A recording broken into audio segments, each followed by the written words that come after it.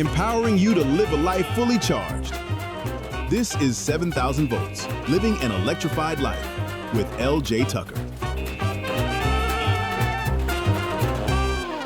Welcome back to another episode of 7,000 Volts, Living an Electrified Life. In an electrified life, we are living. You know, most people are afraid of falling. They hear the word and immediately they think of failure. They think loss. They think embarrassment. They think of a moment they wish never happened.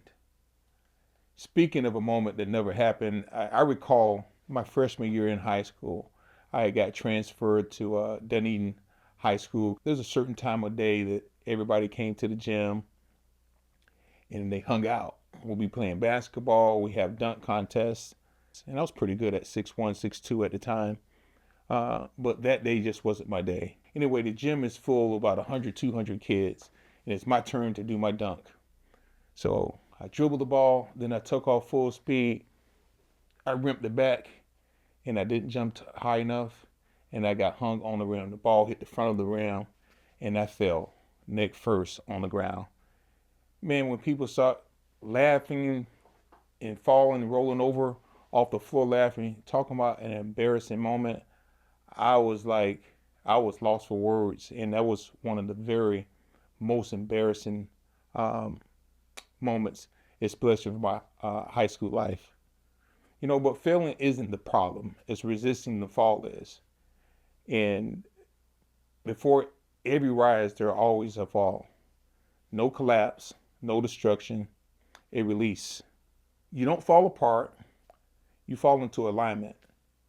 And that's what I found out that day, is that I fell into alignment because after that fall in the gym in front of everybody, I never failed again. Like when it came to basketball and slam dunking. And in fact, I wound up doing 360s and 180s. Anytime we came in the gym, I was like, man, the worst thing that could have happened already happened, and it's not going to happen again. But sometimes people still remember that moment that you fall and they try to remind you of it. And I never try to remind myself of things of failure. I remind myself, hey, we graduated from that stage. As I talk about in my book, being able to graduate from certain stages in your life once you complete the task that was at hand. At some point in your life, the version of you that got you here will no longer be strong enough to take you where you're meant to go. And when that happens, life doesn't punish you, it loosens your grip. And that's an important place to be, because once the grip is loosened, the fall is the moment you start pretending everything is fine. It's the moment you realize you can't keep holding what is never meant to last. It's like seasons. There's a time to plant and it's a time to pluck what's been planted. We find that in Ecclesiastes 3. That's one of my favorites. I have so many favorite scriptures, so I might have to start saying that, because Ecclesiastes 3 is like two are better than one. When one falls, the other one's there to pick them up. There's a time to die, and there's a time to be born, or it's the other way. It's the time to be born, and it's the time to die. I actually had a couple of losses this year already. First was my godfather, Mr. T, as you heard me speak about, and just recently, this past week, today, in fact, we buried my cousin, T.G. Ham. Man, that's a tough loss, because he was such a young man, and he was a blessing to so many people. You know, I didn't get all my cooking skills from him, but I was inspired to cook from him, because I remember, you know, he's 6 years older, and he got a job at Outback Steakhouse, and he became their main cook.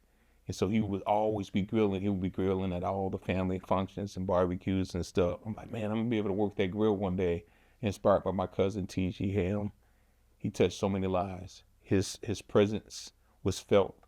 And it was a show at the funeral today that he was a giant, man. He definitely was a giant, and he won't be forgotten. He definitely inspired me to do a lot in life, especially after my failures in life of dealing with trouble, being incarcerated. He never looked down on me. He never talked bad. He just always encouraged me every chance that he got. You didn't fall because you failed. You fail because you outgrew the container that you were placed in or living in. It's just like a plant. If you want to stunt the growth of a plant, keep it in the container. The roots will circle around into the pot. They call them gurgling roots, pot growing roots. And that's the habit. Like when you keep something in a container, that's what happens. You stunt the growth. It'll never reach its full potential. Now, there's some plants you want to do like that, like the ficus plant.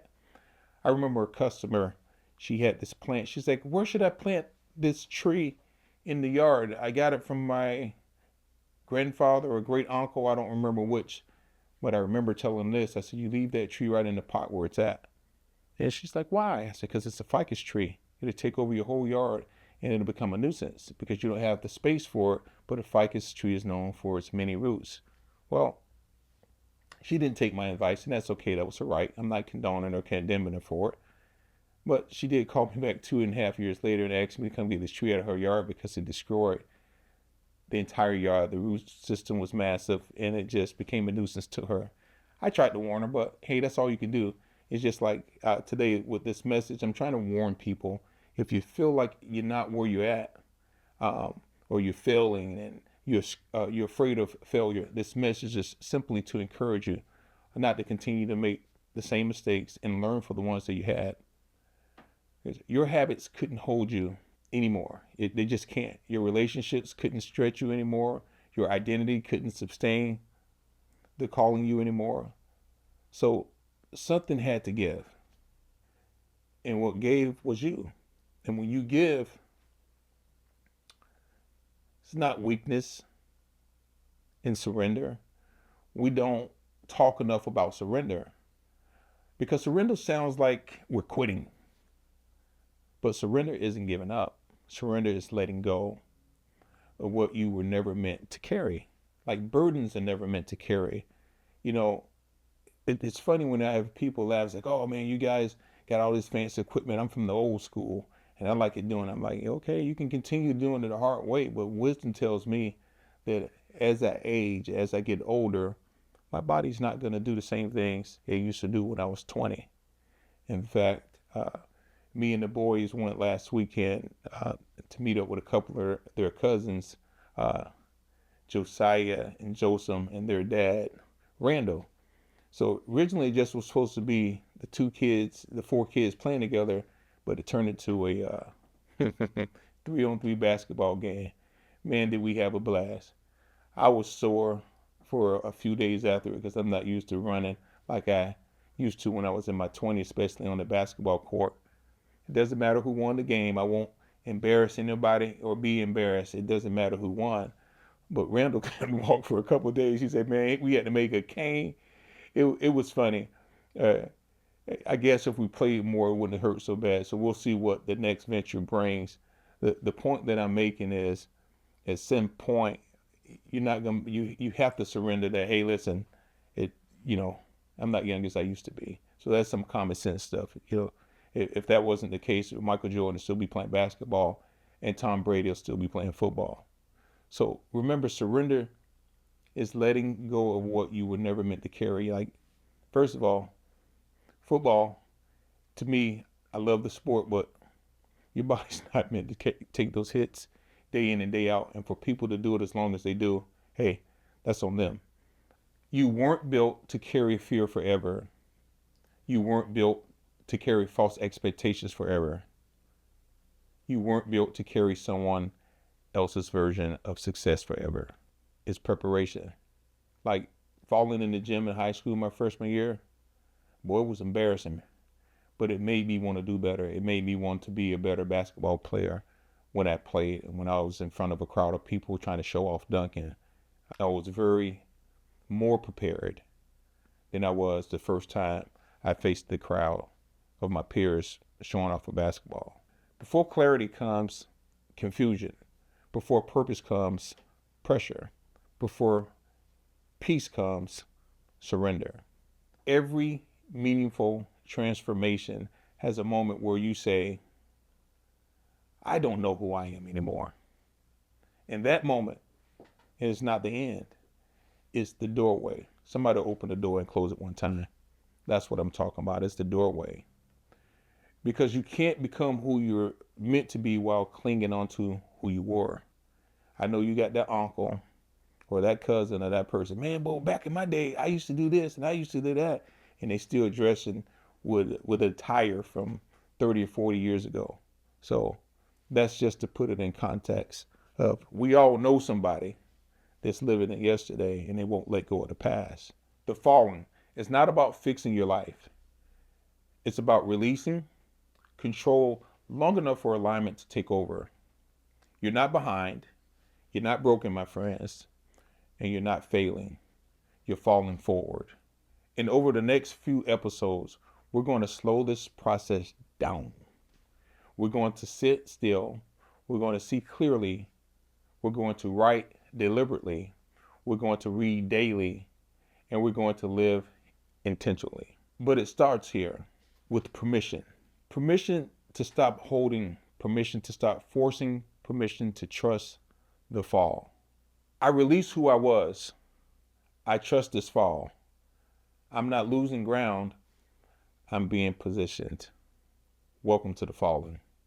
Stay electrified. Be blessed.